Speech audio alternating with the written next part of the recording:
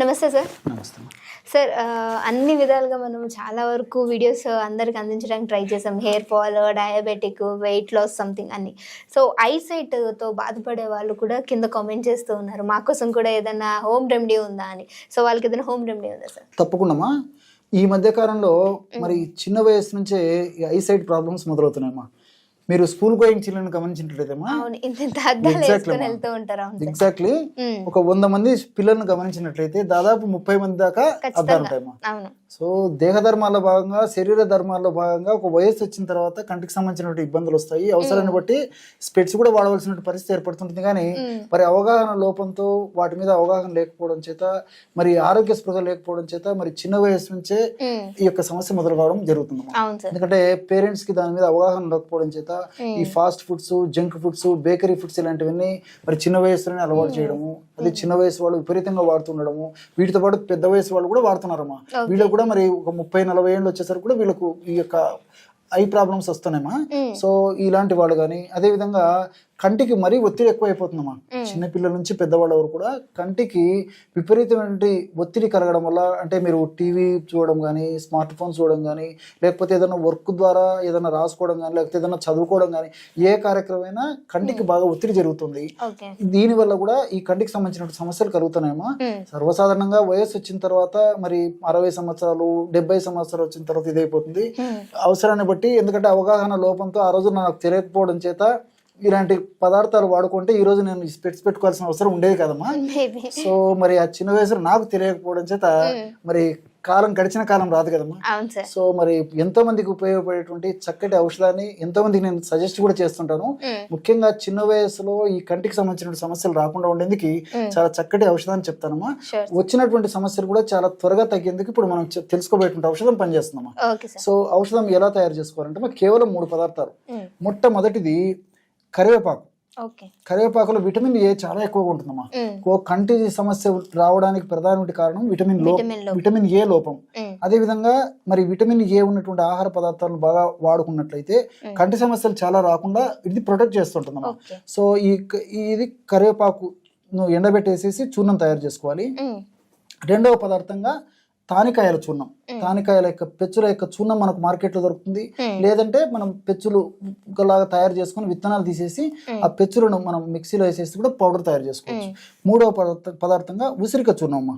So ఉసిరిక చూర్ణం, ఆమ్ల చూర్ణం అనేటువంటి పేరుతో మార్కెట్లో దొరుకుతుంది.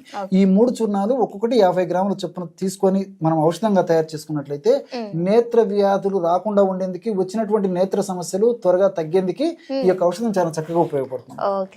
సో ఇప్పుడు ఈ ప్రిపరేషన్ అనేది ఎలా చేయాలి, ఎంత క్వాంటిటీలో తీసుకోవాలనేది చూద్దాం. సో ఔషధం ఎలా తయారు చేసుకోవాలంటే కరివేపాకు పొడి ఒక 50 గ్రాములు తీసుకోవాల్సి వస్తుంది. సో ఎంత ప్రమాణం తీసుకోవాలో కూడా మనం తెలుసుకోబోతున్నామా. ఔషధం తయారు చేసి చూపించేది ఇక్కడ కొద్దిగా మాత్రమే కలపడం జరుగుతుందమ్మా. కరివేపాకు పొడి ఒక 50 గ్రాములు తీసుకోవాలి. ఈ పద్ధతిలో తీసుకోవాలమ్మా.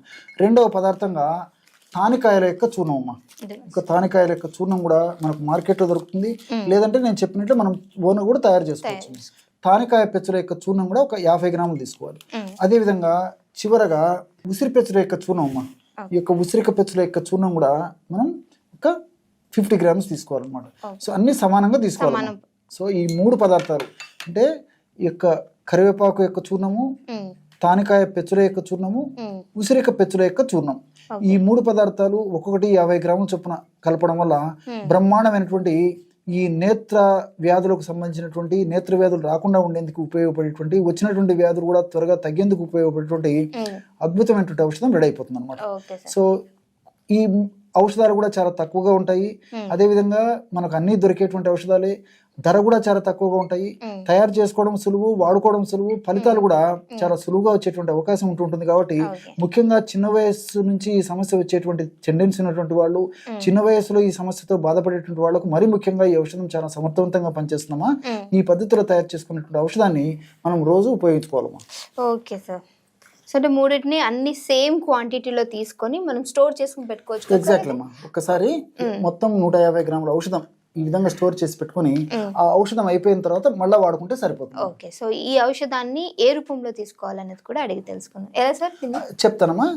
ఈ యొక్క ఔషధాన్ని స్వచ్ఛమైనటువంటి ఆవు నెయ్యితో కలిపి తీసుకోవడం వల్ల ఫలితాలు చాలా సమర్థవంతంగా ఉంటాయమ్మా. ఓకే. ఒకవేళ ఆవు నెయ్యి దొరకనటువంటి పక్షంలో రెండవ ప్రత్యామ్నాయంగా గేదె నెయ్యి వాడుకోవచ్చు. మరి గేదె నెయ్యి కూడా మనకు సరైనటువంటి దొరకదు, మంచిది ఉండదు, వాడకూడదు అనేటువంటి అభిప్రాయం ఎవరిలో ఉన్నట్లయితే తేనెతో వాడుకోవచ్చు.